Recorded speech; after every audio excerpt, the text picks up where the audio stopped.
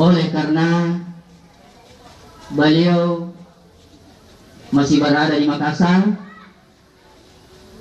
untuk mengikuti sebuah tingkat nasional pada tanggal 1 sampai 5 Juli 2013 insya Allah.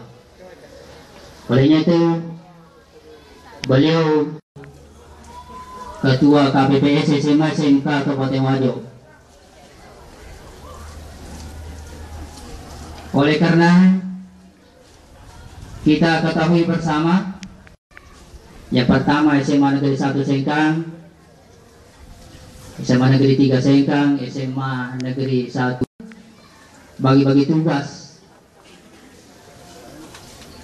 Maka ditunjuklah pejabat fungsional, pejabatnya pengawas mewakili di SMA Negeri 1 sekalian.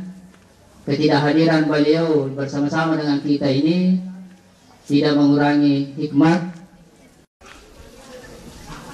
kita melaksanakan sebuah proses namanya evaluasi. Dasar sekali di dalam Undang-Undang Nomor 20 tentang Sistem Pendidikan Nasional,